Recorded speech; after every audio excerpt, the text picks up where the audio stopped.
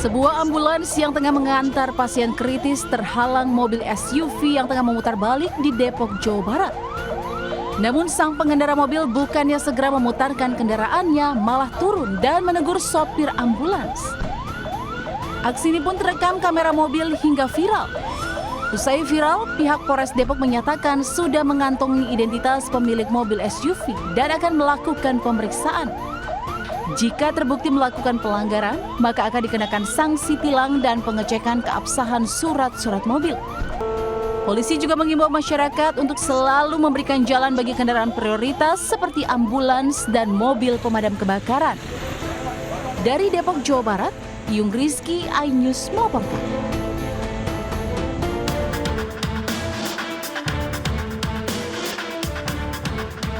Seorang pedagang tahu jatuh terjungkal usai menabrak pintu mobil yang tiba-tiba dibuka di Jalan Raya Sampang Agung, Kuterrojo, Kabupaten Mojokerto, Jawa Timur. Tahu sebanyak 1 kuintal yang hendak dijajakan korban pun berceceran di jalan. Kejadian ini terekam CCTV hingga viral. Beruntung tidak ada korban jiwa dalam kecelakaan. Kedua belah pihak pun sepakat tidak melanjutkan kasus kecelakaan ini ke proses hukum dan sama-sama saling memberi ganti rugi atas bantuan mediasi dari warga setempat. Dari Mojokerto, Jawa Timur, Solahuddin, iNews melaporkan.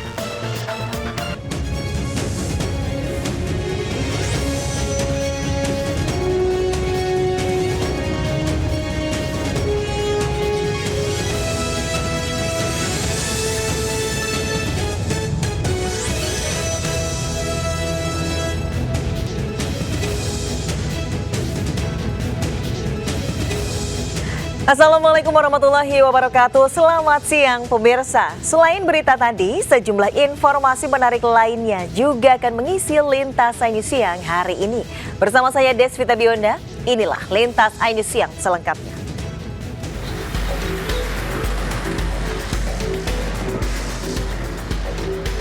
Sejumlah emak-emak menggerebek sebuah rumah petak di Desa Ciomas Tenjo, Kabupaten Bogor, Jawa Barat.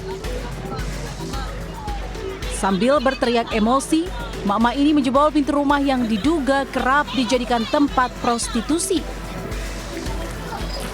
Namun saat digerebek, pemilik rumah melarikan diri. Usai penggerebekan, aparat desa setempat memperingatkan pemilik rumah untuk menutup lokasi lantaran warga sudah geram dengan praktek prostitusi. Semalam ada penggerebekan. Ada tempat open BO katanya di Gunung Salak. Sedangkan kan warga dari kemarin juga udah curiga. Terus semalam kan dipancing tuh. Udah gitu kan ada bukti.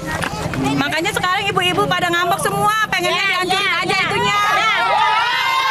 Kalau pengaduan sebenarnya udah lama, 5 bulanan kemungkinan ada. Cuma kan namanya warga kalau ngadain aksi tetap nyari bukti. Ternyata semalam ada bukti. Meski mengaku sempat mendapat ancaman, emak-emak ini mengaku tak takut dan akan kembali melakukan tindakan serupa dengan jumlah massa yang lebih banyak jika rumah yang dijadikan prostitusi tidak ditutup permanen.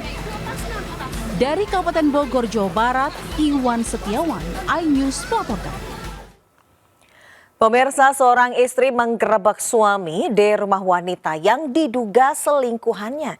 Ia bersama warga dan petugas terpaksa memanjat pagar rumah karena tidak dibukakan pintu.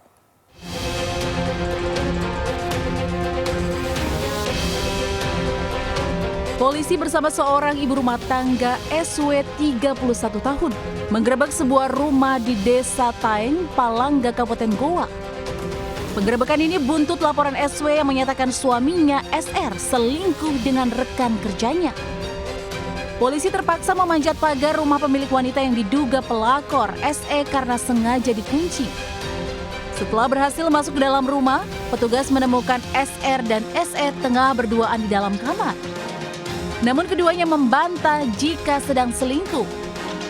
Cekcok pun terjadi saat suami istri SW dan SR serta wanita diduga pelakor SE digelandang ke kantor polisi untuk dimintai keterangan. Sang suami mengaku datang ke rumah SE hanya untuk menenangkan diri usai cekcok dengan istrinya. Dan yang bersangkutan si suami ini meninggalkan rumah menurut informasi bahwa dia tinggalkan rumah karena ada permasalahan rumah tangga. Namun dari perempuan tersebut, dari salah satu istri tersebut itu mengatakan bahwa itu tidak benar. Penggerebekan dilakukan setelah petugas menerima laporan dari istri pelaku yang curiga karena motor miliknya berada di teras rumah wanita yang diduga selingkuhannya. Dari Goa, Sulawesi Selatan, Bukma, iNews melaporkan.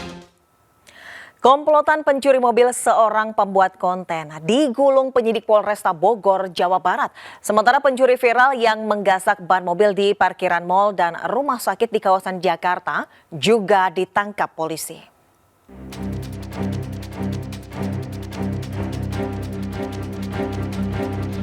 Setelah beberapa minggu melakukan pengejaran, polisi akhirnya membekuk kawanan pelaku pencurian mobil milik seorang pembuat video konten di Bogor, Jawa Barat. Keempat pelaku Andika, Rio, Kevin, dan Ismet ditangkap di kawasan Tangerang dan Palembang. Hasil pemeriksaan, kawanan ini ternyata sudah memasang alat pelacak atau GPS dan menggandakan kunci duplikat sebelum menjual mobil kepada korban. Setelah mengetahui lokasi mobil, kawanan ini pun menggasak mobil yang sudah dijual hingga membuat korban terseret dan mengalami luka parah. Selain pelaku, aparat juga menyita sepucuk senjata api rakitan beserta peluru, 2 buah mobil beserta plat nomor sebagai barang bukti. Selama 2 bulan, mobil tersebut dipantau oleh para tersangka ini dengan sudah memasang GPS di mobil tersebut sebelumnya. Niat yang dilakukan oleh para pelaku ini sudah terencana dan sudah matang. Di antaranya dengan memasang GPS dan juga membuat kunci duplikat. Sebelumnya, seorang pria pembuat video konten terekam CCTV saat mempertahankan mobilnya yang dicuri di Jalan Babadak, Kota Bogor. Korban menggelantung di pintu setir hingga terseret ratusan meter dan terjatuh membentur tiang listrik. Akibat kejadian, korban harus dirawat intensif di rumah sakit. Dari Bogor, Jawa Barat, Andi Firmansyah, iNews melaporkan. Ada kemalingan ban mobil di parkiran. Video pencurian ban mobil yang terparkir di Mall Kemayoran, Jakarta Pusat viral. Pelaku menggasak 3 ban mobil dan hanya meninggalkan 1 ban depan. Pelaku kemudian meninggalkan mobil dengan kondisi diganjal batu. Pasca viral, polisi kemudian meringkus PR, tersangka pencurian ban mobil itu. Tersangka beraksi seorang diri menggasak 3 ban mobil di parkiran Mall Kemayoran.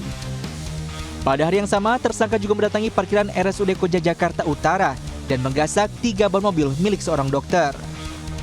Tersangka kemudian menjual 6 ban hasil curian tersebut kepada seorang penadah, SH, seharga Rp1.800.000.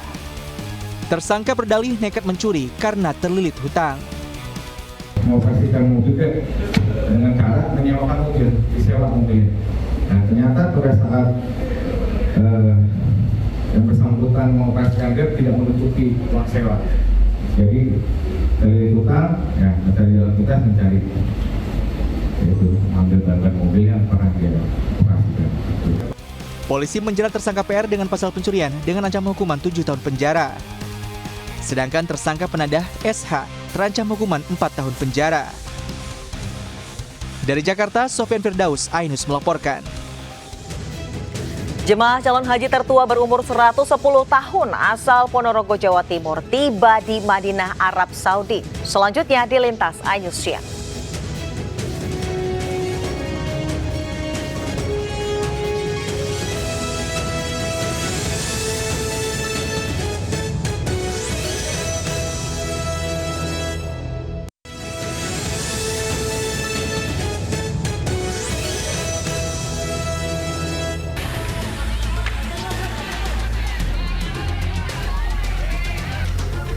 Kobaran api dengan cepat membesar dan melalap sebuah rumah di Jalan Ambengan Selatan Karya, Kecamatan Tambak Sari, Surabaya. 6 petak kamar kos khusus keluarga yang berada di dalam bangunan tersebut ludes terbakar. Diduga kebakaran akibat arus pendek listrik di salah satu kamar. Meski tidak ada korban jiwa dalam kebakaran tersebut, namun salah seorang penghuni sempat syok dan pingsan mengetahui kamar kos beserta harta bendanya ludes terbakar.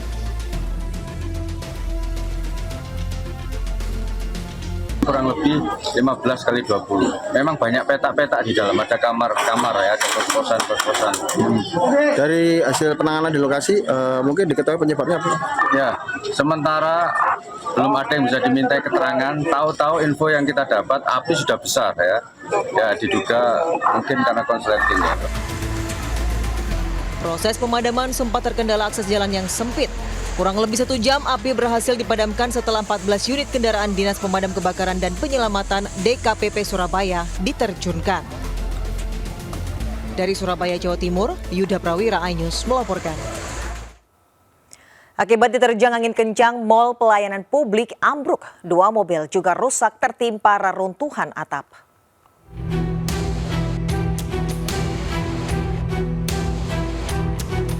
Atap kantor Mall Pelayanan Publik milik pemerintah Kabupaten Sintang ini tiba-tiba ambruk akibat diterjang angin kencang. Akibat kejadian ini, mobil pelayanan SIM keliling Polres Sintang dan 1 mobil dinas kantor yang tengah terparkir di halaman gedung rusak tertimpa reruntuhan bangunan. Gedung ini baru saja diresmikan Menteri Pendayagunaan Aparatur Negara dan Reformasi Birokrasi pada bulan November tahun 2023. Mall Pelayanan Publik ini merupakan gedung pelayanan terbesar di Kalimantan Barat. Saat ini seluruh layanan dipindahkan sementara ke gedung lain menunggu pembersihan puing-puing dan perbaikan atap yang rusak. Dari Sintang, Kalimantan Barat, Triyanto, iNews melaporkan. Ratusan warga di 7 desa di Kabupaten Halmahera Barat dievakuasi tim SAR menyusul meningkatnya aktivitas Gunung Api Ibu. Sementara upaya pencarian korban banjir bandang di Sumatera Barat terus berlanjut.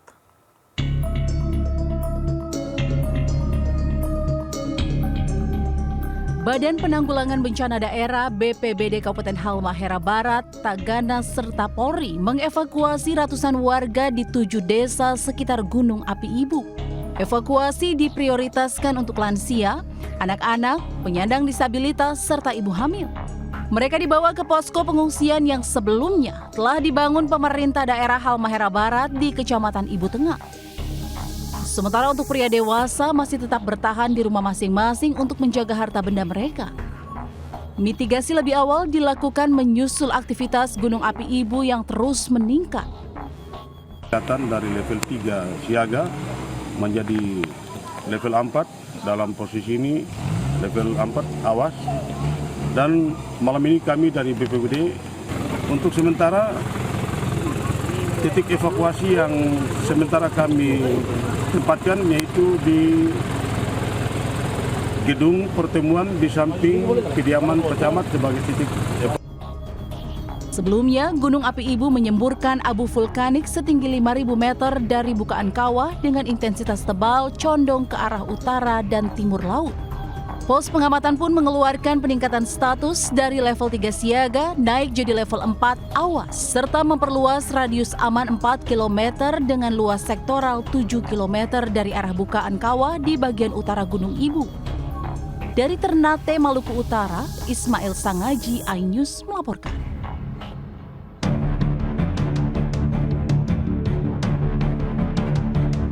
Pasca banjir bandang, operasi SAR masih terus berlanjut dengan memperluas area pencarian. Kondisi medan yang berat dengan material batu, kayu, dan lumpur yang dalam menjadi kendala dalam pencarian korban. Untuk mencari korban yang belum ditemukan, petugas mengerahkan anjing pelacak. Namun luasnya area pencarian dan banyaknya bangkai ternak yang terkubur dan menjadi kendala tersendiri bagi tim pencari. Proses pencarian korban juga terkendala cuaca. Hujan deras yang sewaktu-waktu mengguyur membuat pencarian dihentikan. Di tanah datar, tim SAR gabungan mengevakuasi pasangan lansia yang terisolir di rumahnya di kawasan Bukit Gombak, Kecamatan Limakaum, Kabupaten. Tim SAR harus menyeberangi sungai berarus deras untuk mengevakuasi mereka. Keduanya tidak bisa menyeberang sungai karena jembatan penghubung hancur diterjang banjir bandang. Setelah dievakuasi, keduanya langsung dibawa ke rumah sakit. Sang suami diketahui memiliki riwayat sesak nafas. Sementara itu, Pusat Vulkanologi dan Mitigasi Bencana Geologi (PVMBG) mengimbau masyarakat yang bermukim di sekitar lembah dan bantaran sungai yang berhulu di puncak Gunung Merapi tetap mewaspadai potensi ancaman bahaya lahar. Hujan deras dapat meluncurkan material abu vulkanik yang menumpuk di puncak gunung dan memicu terjadinya banjir lahar dingin susulan. Tim Liputan iNews melaporkan.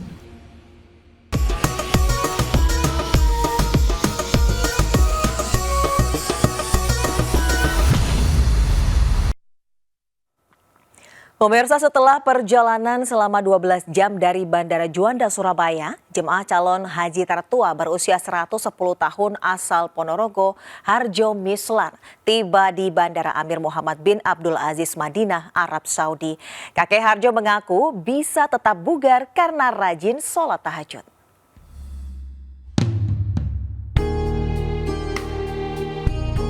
Jemaah calon haji tertua asal Ponorogo, Kloter 19 Surabaya, Harjo Mislan, 110 tahun, tiba dengan selamat di Bandara Amir Muhammad bin Abdul Aziz, Madinah, Arab Saudi. Meski lelah, kakek Harjo terlihat sumringah dan sehat menggunakan kursi roda. Ia juga senang tiba dengan selamat di Tanah Suci. Kakek Harjo didampingi anaknya, Sirmat, menantu dan besannya, mendaftar haji sejak tahun 2019. Ia juga membagikan resep tetap sehat meski usianya lebih dari 1 abad karena rajin salat tahajud. Sampun dugi Arab, raosipun pripun? Raosipun pripun pun dugi Arab mendati pun dugi Madinah. Raosipun senang. Seneng nggih, Mbah? Senang ya. Nggih. Mbah Putri tasik gesang.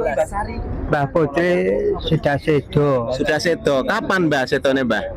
Sudah lama kok. Sudah lama. Ya. Nggih. Sebelumnya, kakek Harjo Mislan yang tergabung dalam Kloter 19 asal Kabupaten Ponorogo, Jawa Timur, dikarantina di Asrama Haji Sukolilo. Kakek kelahiran 2 Juli 1914 ini berangkat bersama 371 jemaah calon haji asal Kabupaten Ponorogo dari Bandara Internasional Juanda, Sidoarjo.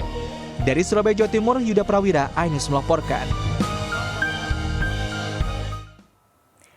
Total ada 33.000 lebih jemaah calon haji asal Indonesia tiba di Madinah, Arab Saudi. Petugas haji pun disiagakan dan berjaga di sekitar kawasan Masjid Nabawi untuk mencari jemaah lansia yang tersesat atau hilang.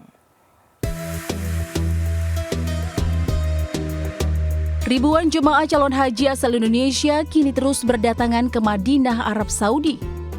Tercatat ada 33.000 lebih jemaah calon haji dari 86 kloter di seluruh Indonesia yang mulai memadati kawasan sekitar Masjid Nabawi. Di masa menunggu pelaksanaan puncak ibadah haji, jemaah calon haji mengisinya dengan beribadah di Masjid Nabawi. Sebagai antisipasi calon haji tersesat karena lupa arah menuju hotel, petugas haji pun disiagakan di sekitar kawasan Masjid Nabawi. Seluruh petugas akan terus memantau pergerakan jemaah calon haji asal Indonesia dan tak segan memberikan pertolongan jika dibutuhkan. Seperti adanya laporan jemaah calon haji yang tersesat dari warga Indonesia, petugas pun segera mencari calon haji yang dilaporkan hilang di sekitar Masjid Nabawi.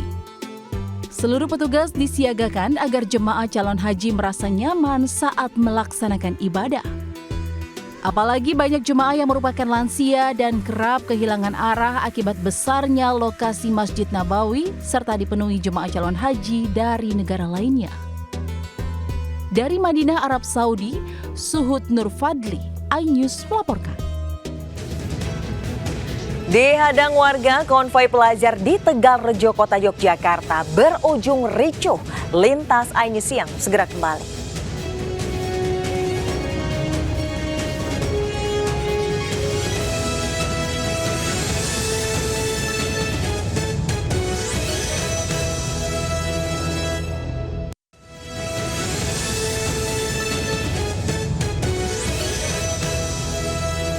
Berpura-pura hendak membeli, 2 mak-mak justru mencuri di sebuah toko ponsel di Jember, Jawa Timur.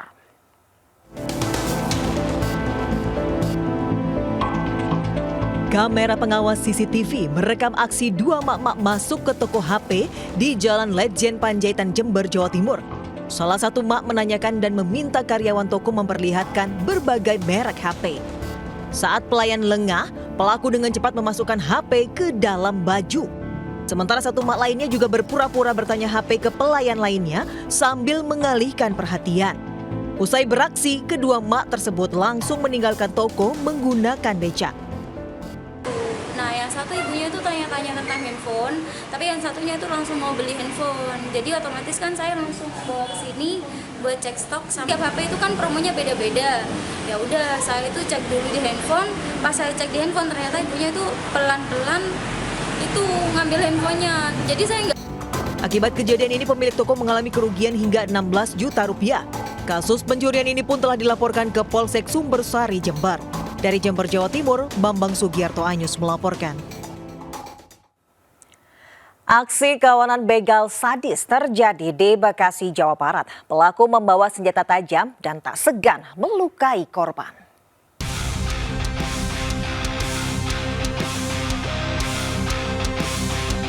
Aksi begal sadis terjadi di Jalan Cipete Raya, Mustika Jaya, Kota Bekasi, Jawa Barat.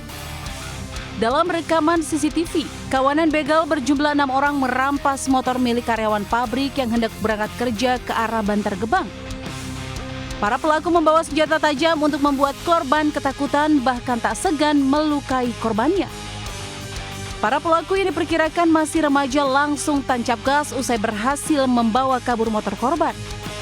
Menurut warga, aksi begal sadis di wilayah ini sudah 2 kali terjadi. Para pelaku begal beraksi di jam rawan saat dini hari dan berbekal senjata tajam. Dengan bukti rekaman CCTV, polisi masih mengejar ke-6 pelaku. 3 motor, 2 sama 1. Jadi 5. Korbannya sempat dibacok ya? Enggak kena. Oh, nggak kena? Lari mereka dulu. Tapi motornya diambil. Warga berharap aparat kepolisian rutin patroli di jam-jam rawan dan memberikan sanksi tegas kepada pelaku begal lantaran semakin meresahkan. Dari Bekasi, Jawa Barat, Rahmat Hidayat, iNews melaporkan. Viral, 2 emak-emak terekam CCTV saat mencuri kosmetik di minimarket di Lampung Selatan.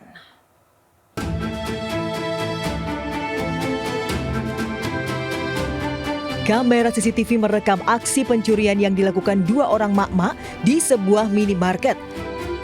Dengan berpura-pura sebagai pembeli, kedua pelaku menggasak kosmetik, minyak goreng, hingga pakaian dalam. Guna mengelabui penjaga toko, mereka tetap melakukan transaksi pembayaran di kasir tanpa menyertakan barang curian. Namun aksi mereka gagal karena kepergok seorang pelanggan. Saat digeledah, penjaga toko menemukan sejumlah barang curian senilai 6 juta rupiah. Keduanya kemudian dibawa polisi ke Polsek Penengahan. Dengan sasaran toko-toko yang kelihatan agak sepi di situ. Di situ modusnya mereka belanja beberapa barang, namun di badannya itu sudah dimasukkan ya. Dia menggunakan jaket, ada kantong-kantong di dalam. Menyelipkan beberapa barang yang kecil-kecil namun nilainya cukup lumayan. Saat diperiksa, kedua mama ini mengaku mencuri karena kesulitan ekonomi. Untuk mempertanggungjawabkan perbuatannya, kedua pelaku saat ini mendekam di sel dan terancam hukuman 7 tahun penjara. Dari Lampung, Selatan Lampung, Heri Fulistiawan, iNews melaporkan. Puluhan orang keracunan usai hadiri peringatan 1000 hari meninggalnya seorang warga di Kabupaten Gunung Kidul, Yogyakarta. Korban keracunan dirawat di puskesmas hingga rumah sakit.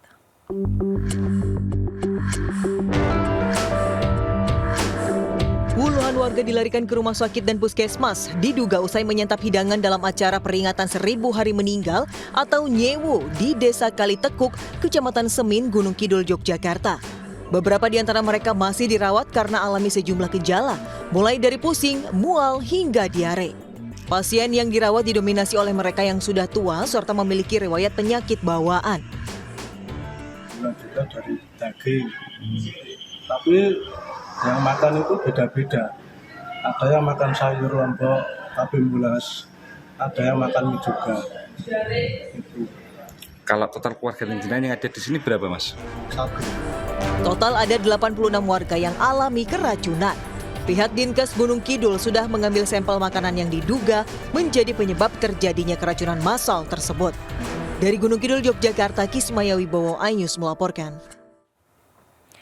Setelah minggu lalu sempat turun, harga telur ayam kini kembali mengalami lonjakan hingga Rp30.000 per kilogram.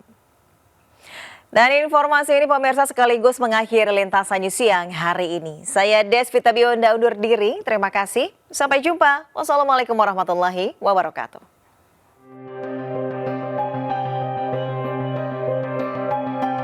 Kenaikan harga telur ayam terpantau di Pasar Palmerah, Jakarta Barat.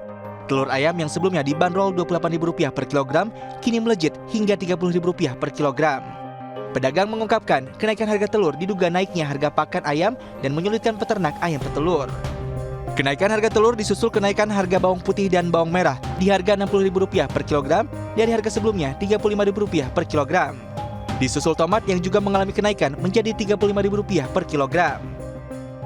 Kenaikan sih mungkin karena kalau pas lebaran kemarin kan banyak gudang-gudang telur yang pada tutup.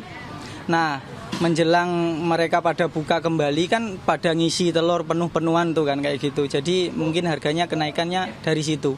Harga telur ini biasa kan di angka di bawah 30 ya. Sekarang 30.000. Buat saya sih harganya biasa aja sih. Terus baik pedagang maupun pembeli hanya berharap pemerintah bisa memberlakukan kebijakan efektif dalam menstabilkan harga bahan pokok. Dari Jakarta, Dilami Aulia, Wildan Aulia, iNews melaporkan.